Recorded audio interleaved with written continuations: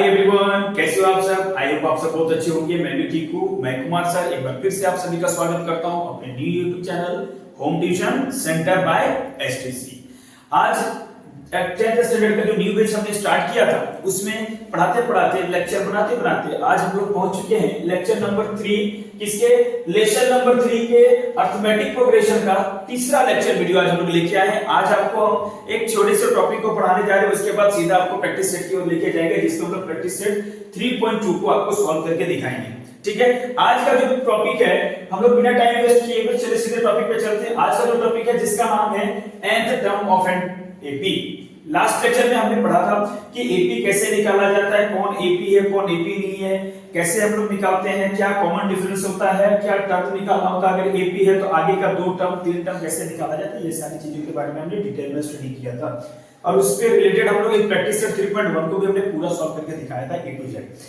ठीक है, उसमें से कुछ क्वेश्चन को मैंने होमवर्क दिया था। आई होप आपको होमवर्क सबका कंप्लीट हो गया होगा और मुझे कमेंट सेक्शन में किसी भी प्रकार के कोई डाउट का कोई ये नहीं आया, कैप्शन नहीं आया, कोई कमेंट्स नहीं आया, इसका मतलब कि आपको सभी को पूरी तरह से पूरा का पूरा समझ में आ गया है।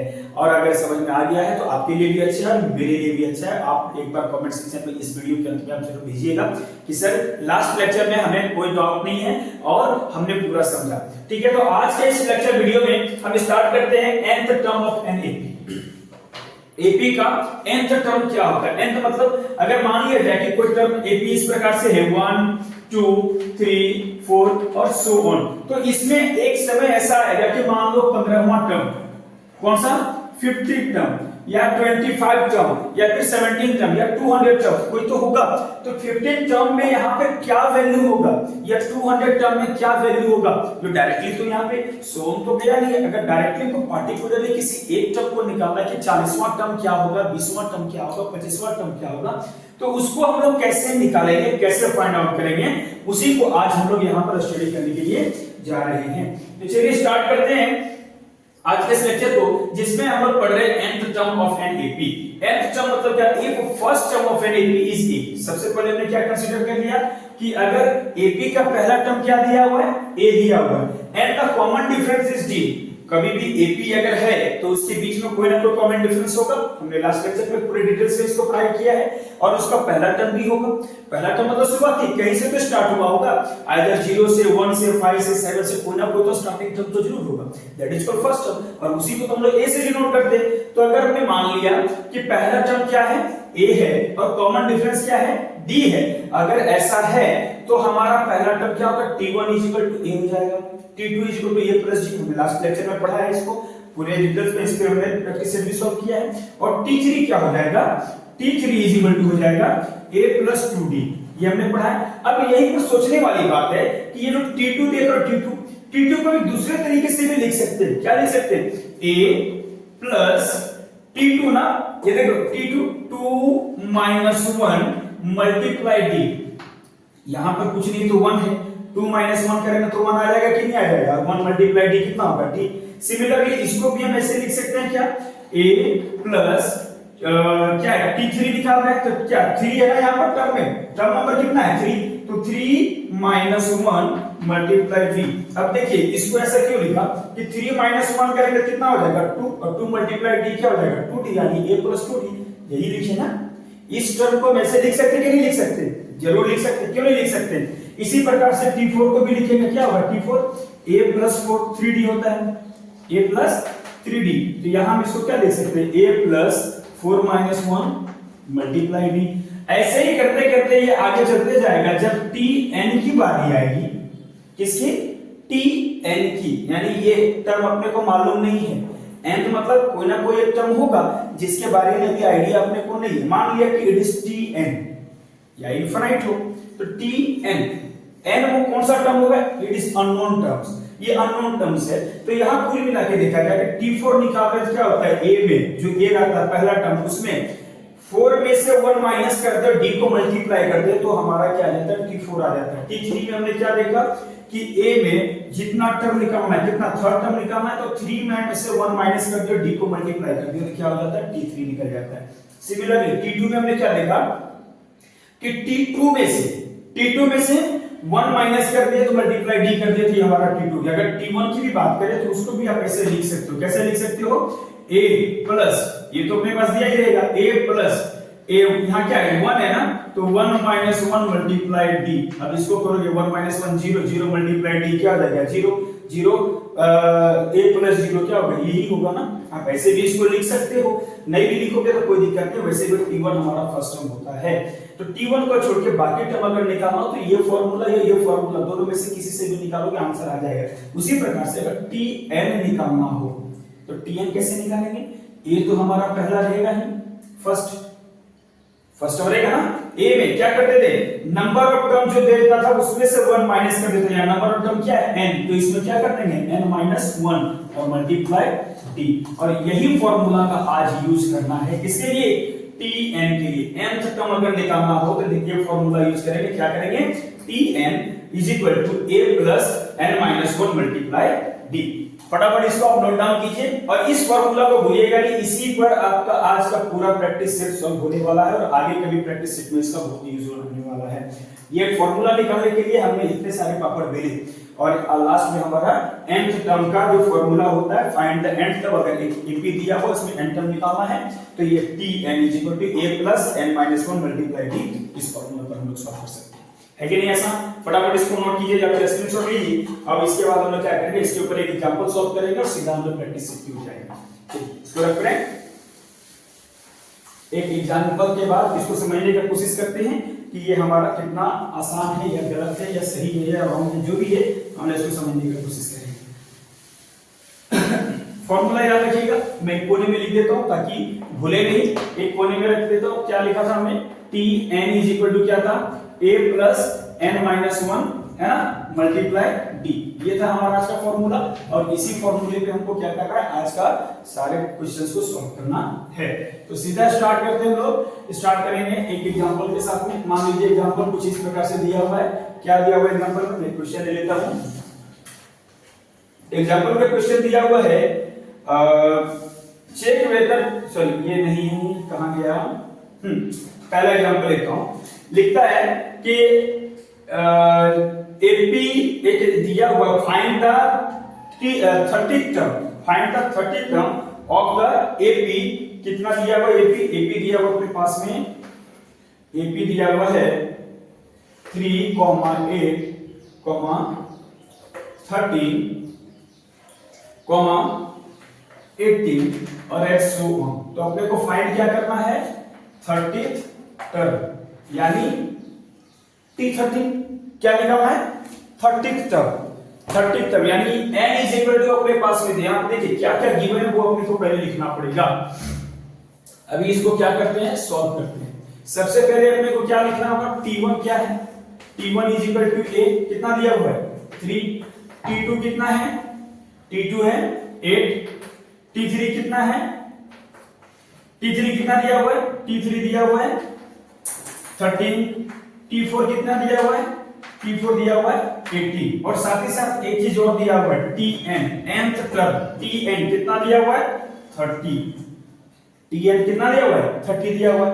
तो अपने को निकालना क्या है, a दिया हुआ है, अपने को d निकालना पड़ेगा। तो निकालते हैं, क्योंकि फॉर्मूला में अगर देखें Tn = क्या होता है, a plus n minus 1 multiply d। a अपने पास में n है, d नहीं है, तो d को निकालने का फॉर्मूला क्या था, लास्ट लेक्चर में हमने पढ़ा था, d = होता है T2 minus T1, T2 minus T1। T2 कितना है 8 है, माइनस T1 कितना है 3, कितना आ गया 5, d आ गया 5। अब हम लोग लगा दे फॉर्मूला किसका, Tn का। Tn का फॉर्मूला क्या होता है, बाय फॉर्मूला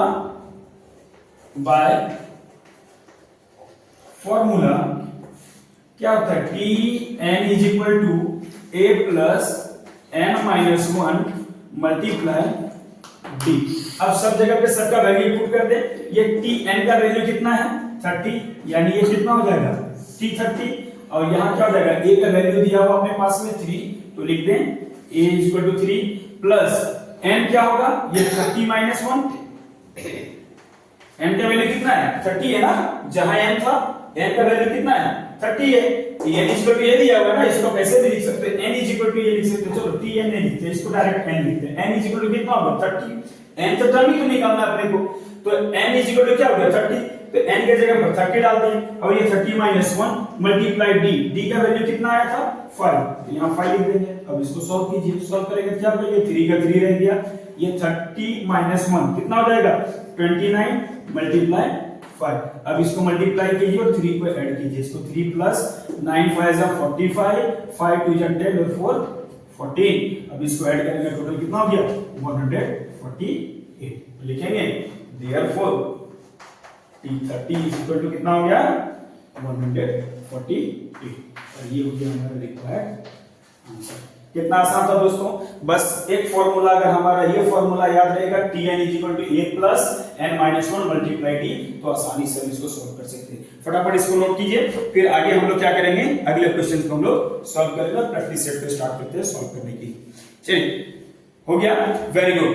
अब स्टार्ट करते हैं प्रैक्टिस से 3.2। तो क्वेश्चन नंबर 1,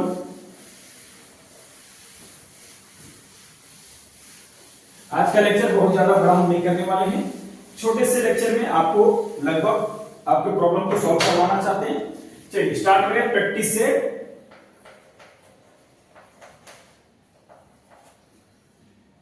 प्रैक्टिस सेट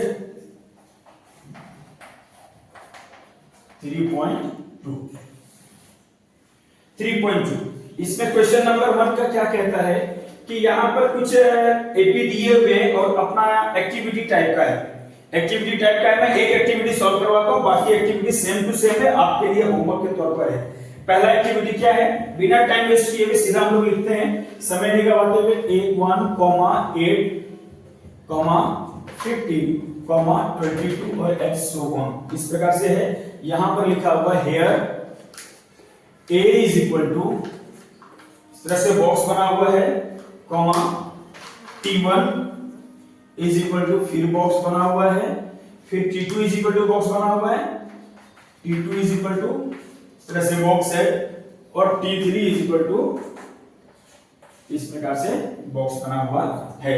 3 दिया हुआ है, 3 से मतलब है, उससे ज्यादा मतलब नहीं। लास्ट में यहां पर एक बॉक्स बना है t2 माइनस t1 है ना, माइनस इज इक्वल टू क्या बॉक्स में आएगा, फिर है t3 माइनस t2, यहां पर भी बॉक्स है, माइनस ये बॉक्स है, इज इक्वल टू कितना आएगा, ये भी बॉक्स बना हुआ है, और लिखा हुआ है लास्ट में, इधर भी लिखा हुआ है therefore d is equal to box में क्या होगा।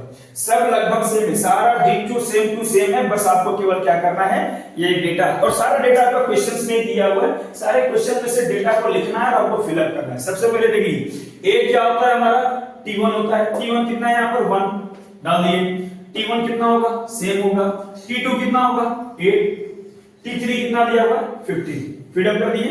कितना इजी था, एक लाइन पूरा कंप्लीट, क्वेश्चन को देखा, सारे डेटा को फिल कर। Next t2 minus t1, t2 कितना है 8 और t1 कितना है 1, माइनस करेंगे क्या हो गया 7, कंप्लीट। फिर क्या है t3 माइनस t2, t3 कितना दिया हुआ है 15 और t2 कितना है 8, ये दोनों को माइनस करेंगे कितना आ गया 7, तो ये दोनों सेम है ना, 7 आया ना, तो कॉमन डिफरेंस में क्या हो जाएगा 7 हो गया आंसर। कितना लगा, मात्र 10 सेकंड में हमारा आंसर आ गया। कितना इजी था, है कि नहीं। इसी प्रकार से आपका इसी का क्वेश्चन नंबर 2 3 4 तीन क्वेश्चन आपके लिए होमवर्क सेम टू सेम इसी तरह से a1 a2 और t1 t2 t3 का वैल्यू डालना है, t2 माइनस t1 का वैल्यू डालना है और आपको सॉल्व करके निकालना है। कोई दिक्कत हो गया ना। चलिए अभी आते हैं इसके क्वेश्चन नंबर 2 पे। क्वेश्चन नंबर 2 बहुत आसान है। देखिए एपी कहने को तो बहुत टफ होता है तब तक जब तक कि हमें समझ में ना आए, लेकिन एपी से आसान इसमें और कोई लेसन नहीं है। इससे जैसे जैसे आगे बढ़ोगे मे बी की लेसन आपको टफ मिले, लेकिन एपी जितना इजी और एपी जितना आसान लेसन आपको मिलने वाला नहीं है। चलिए क्वेश्चन नंबर 2 हम लोग सॉल्व करते हैं।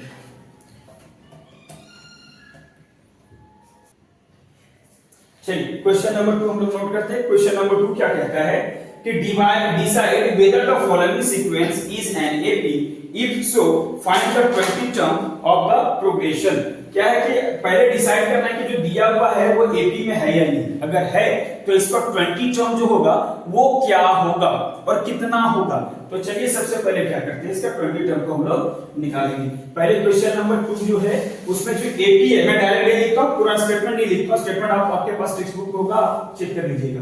दिया हुआ है -12 -5 2 9 16 2 9 16 then 23 and 30 23 and 30 और एंड सो ऑन ऐसे दिया हुआ है। तो ये कहता है कि अपने आप को डिसाइड करके बताओ कि ये जो है वो एपी में है या नहीं। अगर एपी में है तो इसको आपको क्या करना है, आगे का 20 टर्म यानी n इज इक्वल टू दिया हुआ है, n इज इक्वल टू कितना दिया हुआ है 20, ये अपने को निकाल के दिखाना है। तो चलिए सॉल्व करते हैं। सबसे पहले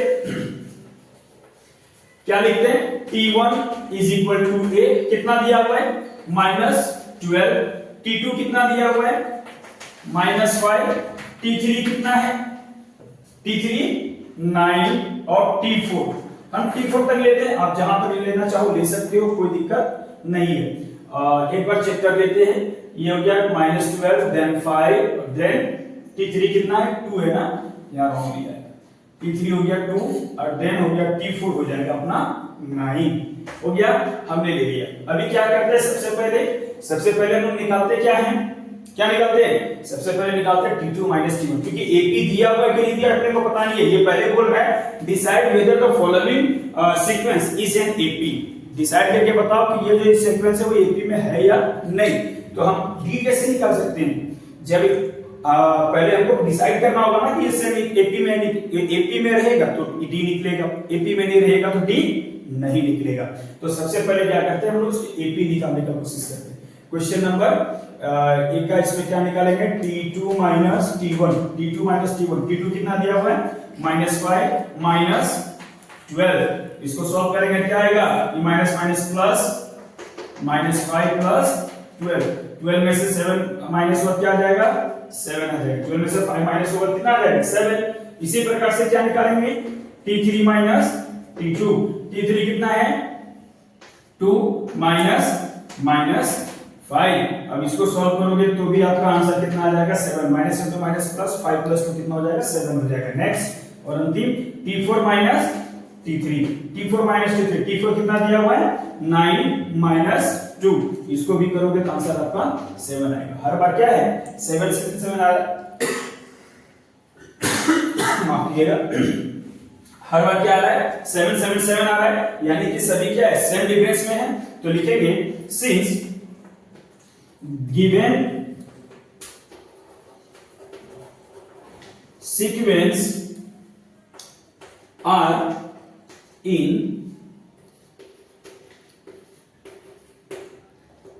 same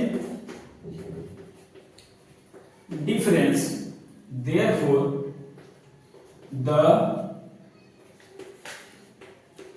sequence are in AP।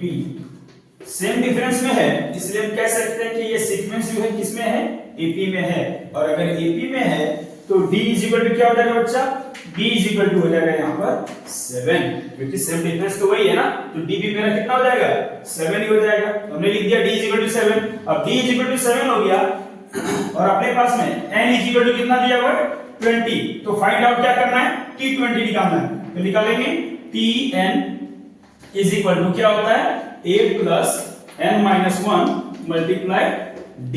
अब t के n के जगह पर कितना है 20, तो यहाँ 20 डाल दें तो a plus 20 minus 1 multiply d। d के सॉरी d का वैल्यू कितना है 7 है ना, और a का वैल्यू कितना है, ये जगह पे वैल्यू पुट करना पड़ेगा। a का वैल्यू दिया हुआ है यहाँ पर, a का वैल्यू है -12, तो a के जगह पर क्या डाल देंगे -12, और d का वैल्यू कितना है 7, तो d का वैल्यू डाल देंगे यहाँ पर 7। नाउ सॉल्व इट, ये -12 का -12 रह जाएगा, 20 माइनस 1 कितना हो जाएगा 19, और 19 7 जा कितना होता है 133, आई थिंक सो 133। एक बार करके देख लो, 63 और 30 हो गया, यानी परफेक्ट है, 133 ही होगा।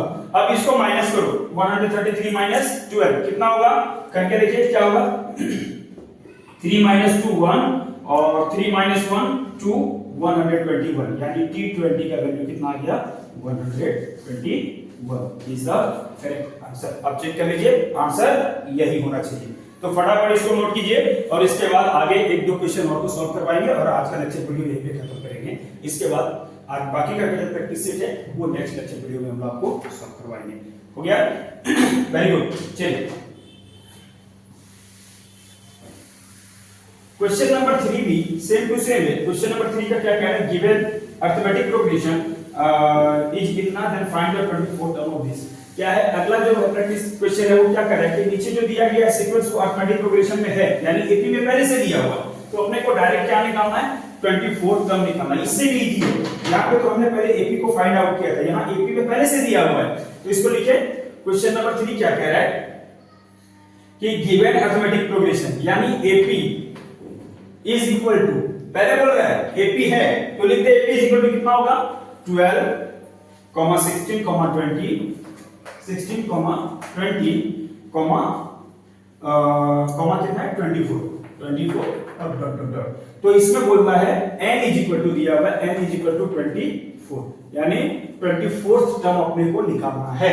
क्या होगा, फटाफट करते, बहुत आसान से, तुरंत 1 मिनट भी नहीं लगेगा, 10 से 15 सेकंड में इस क्वेश्चन को हम लोग सॉल्व करके देखेंगे। कैसे करेंगे चलिए देखते हैं।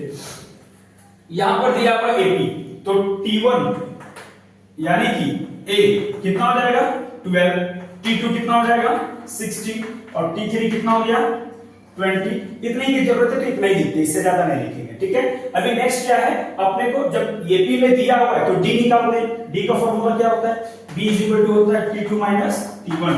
T2 कितना है यहाँ पर 16 माइनस 12 कितना आ गया 4, D का वैल्यू आ गया 4 और n इज इक्वल टू दिया हुआ है कितना, n इज इक्वल टू दिया हुआ है 24 है ना, तो 24 दिया हुआ है, तो लगाते हैं फॉर्मूला किसका, Tn का।